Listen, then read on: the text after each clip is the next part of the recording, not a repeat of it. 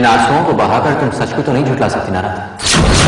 पहले भी कोशिश की हमारा रिश्ता सुधारने की, लेकिन जो घाव तुमने किया है उसका दर्द जिंदगी भर कम नहीं हो सकता। मैं जानता हूं तुम्हारे मन में क्या है क्या नहीं, तो मेरे पीठ पीछे क्या खेल रहे हैं उसे भी वहां। अगर तुम्हें किसी और से ही प्यार करना था तो मेरे साथ प्यार का नाटक क्यों किया? क्यों थामा तुमने मेरा हाथ? तुम्हारा दिल, तुम्हारी आत्मा अगर किसी और के हवाले है तो तुमने मेरे साथ प्यार का नाटक क्यों किया राधा? हमारे रिश्ते के दूरियों को मिटाने के लिए तुमने फिर से एक झूठ का सहारा लिया। हाथ लीजिए राधा, कम से कम कुछ तो सच छोड़ दिया होगा हमारे टूटे हुए रिश्ते।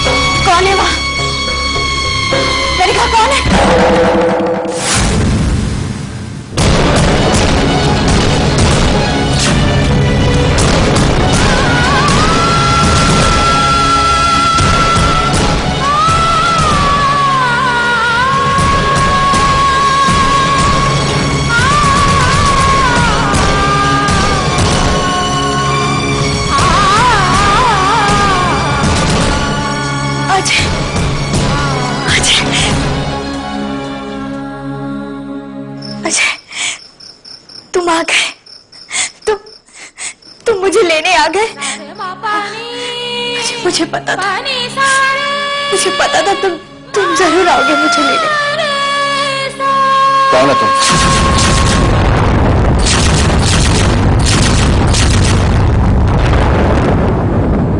अजय, तुमने मुझे नहीं पहचाना? मैं राधा। राधा? तो तुम जिंदा हो? फिर आ गई मेरी जिंदगी में जहर घोलने के लिए? जी। तुमने सोच भी कैसे लिया कि मैं तुम्हें अपना लूंगा? तुम्हारे चरित्र को अच्छी तरह से जानता हूं। तुम्हें अपनी जिंदगी में दोबारा जगह देकर मैं फिर से वो गलती करना नहीं चाहता। मुझे छोड़कर जाने का फैसला किया था ना तुमने, तो जाओ, वही बेहतर फैसला है तुम्हारे लिए। जाओ अजय। अजय, अजय, अजय, अजय, अजय।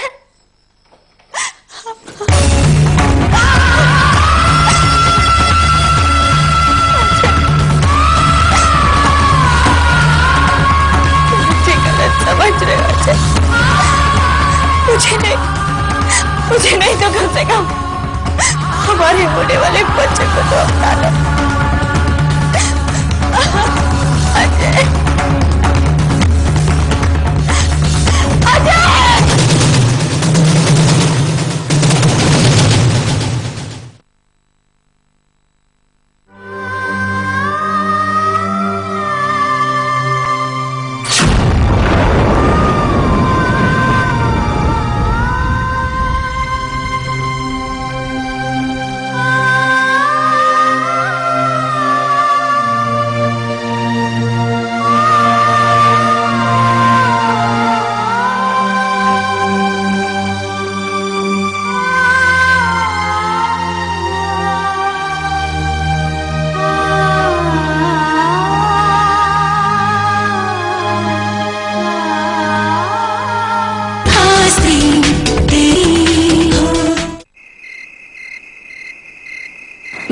मैं तो कॉलेज ही गई थी भैया, मैं और कहाँ जाऊंगी। आपको पता है आज कॉलेज में नया लेक्चर हुआ जिसमें फैशन डिजाइनिंग के बारे में डिस्कशन हुआ और हमारे सर ने सबसे इंडिविजुअली क्वेश्चन पूछे और मैंने सारे जवाब दिए। अगर गुड्डू कॉलेज गई थी तो आज वो उस ऑफिस के पास क्या कर रही थी? उसने मुझसे क्यों नहीं कहा कि आज वो कॉलेज गई नहीं?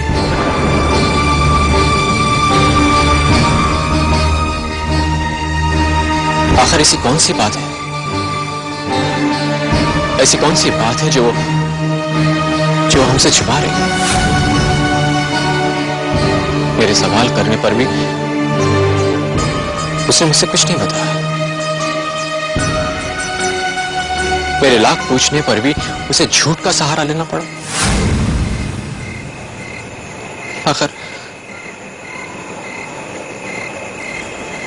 आखिर ऐसी क्या बात है?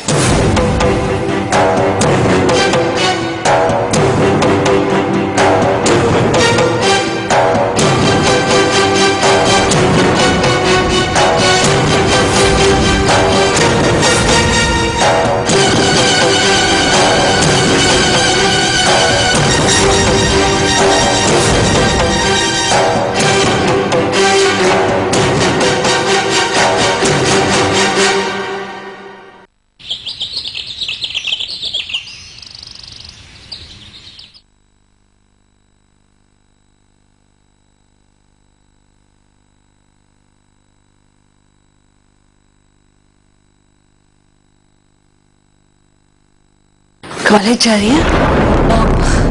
हाँ मॉम, देखती हूँ। आज कोशिश करूंगी कि जल्दी घर वापस आ जाऊं। तो खूब मन लगा के पढ़ना। वैसे आज मैंने सोच लिया आज सारा खाना तुम्हारी पसंद का बनेगा, तुम्हारी पसंद की खीर भी बनेगी। ठीक है मॉम, मैं जल्दी आ जाऊंगी। बाय।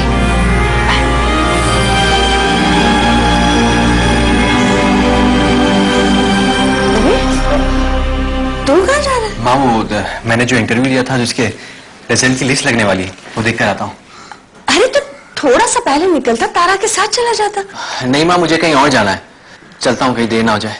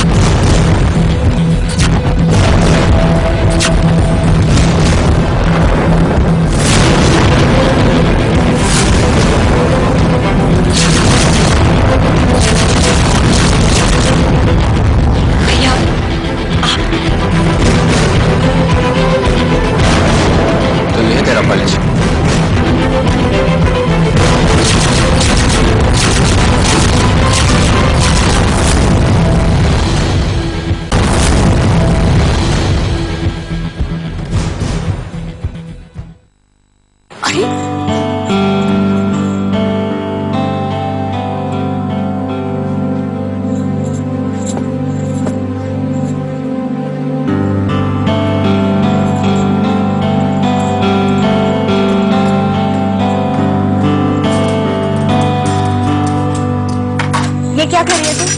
अरे छोड़ इसे, मैंने कहा ना छोड़। मैं ठीक कर दूंगी, बैठ यहाँ। लेकिन मुझे तो करने देना। नहीं, तू सारा दिन काम करती रहती है और मुझे आराम करवाती रहती है। अब तू आराम करेगी और मैं काम करूंगी, ठीक है? अरे लेकिन तुम अकेले कैसे अकेले कुछ नहीं, मैं तेरी कोई बात नहीं सुनने वाली हूँ। चल आराम कर और मैं काम कर रही हूँ।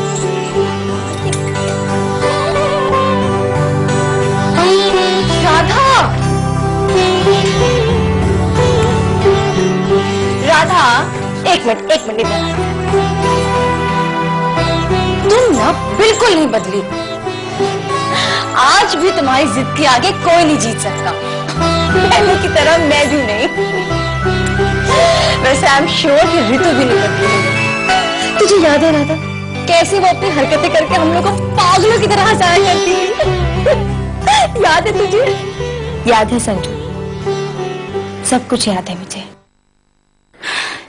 लेकिन फर्क तो आया है हमारी जिंदगियों में। ये चेहरा बदल गया, जिंदगी के रास्ते बदल गए, लेकिन हमारी दोस्ती आज भी उतनी ही मजबूत है जितनी पहले हुआ करती थी। संजू, मुझे तो इस बात को लेकर बड़ी खुशी होती है कि जिंदगी में सब कुछ बदल गया, लेकिन हालात हमारी दोस्ती की ताकत को बिल्कुल नहीं बदल पाए, है ना? हाँ, और ये वक्त हमारे उन अनमोल पलों को कभी बदल भी नहीं सकता। राधा, चाहे कुछ भी हो जाए, लेकिन हमारी जिंदगी के रास्ते एक दूसरे के लिए कभी नहीं बदलेंगे, कभी भी नहीं। भले ही वक्त ने मुझसे मेरे सारे रिश्ते नाते मुझसे छीन लिया हो, लेकिन ये एक अहम रिश्ता वक्त मुझसे नहीं छीन पाया।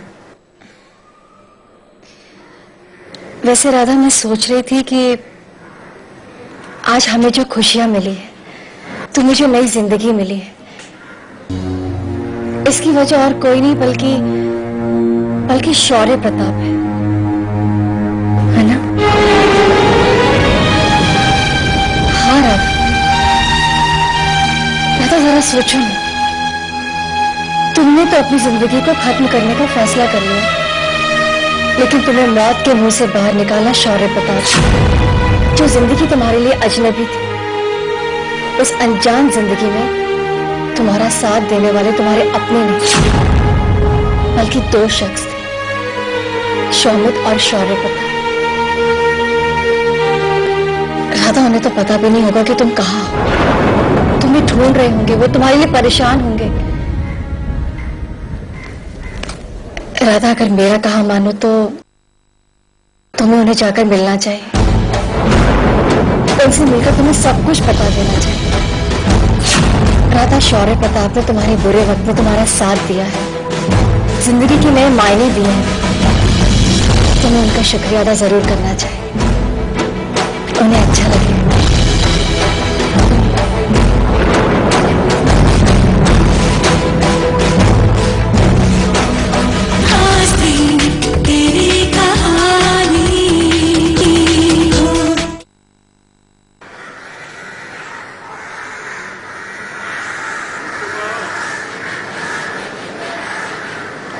इतने दिनों से हम सब ये समझ रहे थे कि तू कॉलेज जा रही है अपनी पढ़ाई पूरी करने के लिए, लेकिन तू नौकरी की तलाश कर रही थी।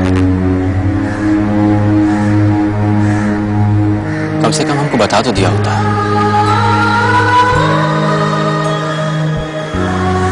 अगर आप लोगों को बता देती तो मेरी ये कोशिश कभी कामयाब नहीं होती भैया। आप ही बताइए, क्या मेरे कहने पर आप लोग मुझे नौकरी करने की इजाजत देते? असल में सच्चाई तो ये है कि मैं आज भी आप लोगों के लिए वही छोटी गुड्डू हूं, जिसकी सारी जिम्मेदारियां घर के बड़े लोग ही पूरी किया करते थे। लेकिन भैया, मैं अब घर के लिए कुछ करना चाहती हूँ, अपने परिवार के लिए जिम्मेदार बनना चाहती हूँ।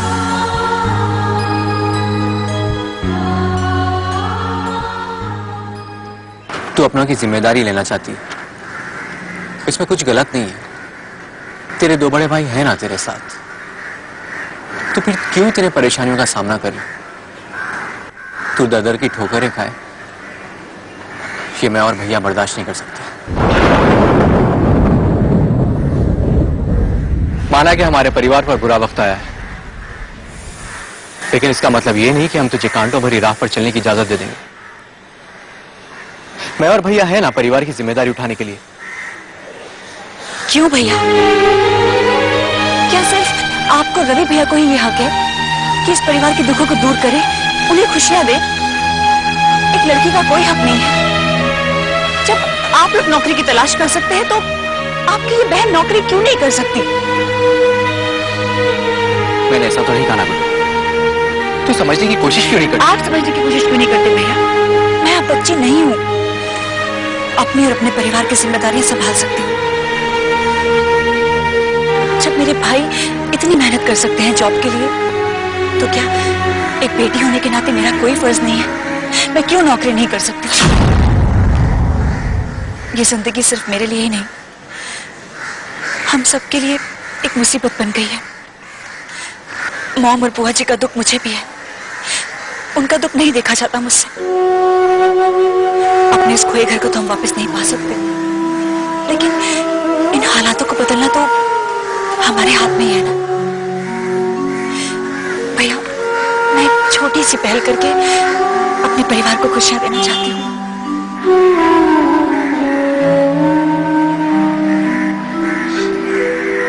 मैं अपने गुड्डू को एक परी की जिंदगी देना चाहता था, लेकिन शायद वक्त को मंजूर नहीं। अगर तेरी खुशी इसी में है कि तू हम सबके लिए नौकरी करना चाहती है, हमारी जिम्मेदारी उठाना चाहती है, तो मैं तुझे रोकूंगा नहीं। बस मैं इतना ही चाहूंगा कि आइंदा जब कभी तू बाहर जाए मुझे बता दिया करे। इस तरह अकेले किसी भी जगह जाना ठीक नहीं है, क्यों इस तरह हम किसी पर यकीन भी तो नहीं कर सकते ना गुड्डू। ये सबक तो जिंदगी ने मुझे बहुत पहले ही सिखा दिया भैया। अपने परिवार के अलावा मुझे और किसी पर यकीन नहीं है। भैया, हमारे पास जितने भी पैसे बचे हैं वो तो कुछ दिनों में खत्म हो जाएंगे, और नताशा के पापा से आखिर हम कब तक मदद लेते रहेंगे? हम तीनों मिलकर जब तक कुछ नहीं करेंगे तब तक कुछ ठीक नहीं होगा। जो तूफान हमारी जिंदगी में शामिल हो चुका है उसे हम तीनों को मिलकर ही रोकना होगा। हम तीनों मिलकर इन हालातों को बदल देंगे और फिर आप देखना सब कुछ ठीक हो जाएगा। और हाँ, आप मॉम को कुछ मत बताइएगा, इस बात से उन्हें तकलीफ पहुंचेगी, प्लीज। तू फिक्र मत कर बेटा, मैं किसी से कुछ नहीं कहूंगा। मैं तो खुश हूं कि तूने ऐसा सोचा। आज तूने अपनी जिंदगी का एक अहम फैसला लिया है, और मैं तेरा बड़ा भाई होने के नाते आने वाले मुश्किलों के बारे में आगाह करना चाहूंगा। ये रास्ते इतने आसान नहीं है बेटा, हमें हर कदम संभाल कर रखना होगा।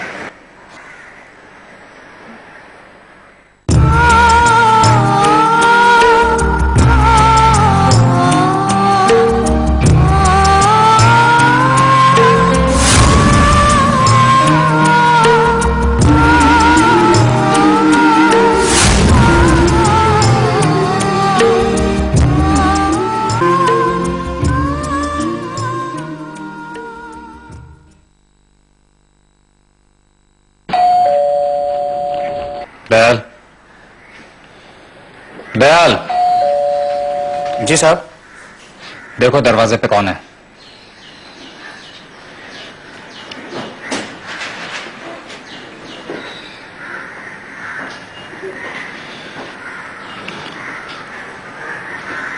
कौन है दयाल? दयाल, मैं तुमसे कुछ पूछ रहा हूं, तुम्हारे मुंह में जबान नहीं है क्या? दयाल, मैंने पूछा कौन है? दयाल।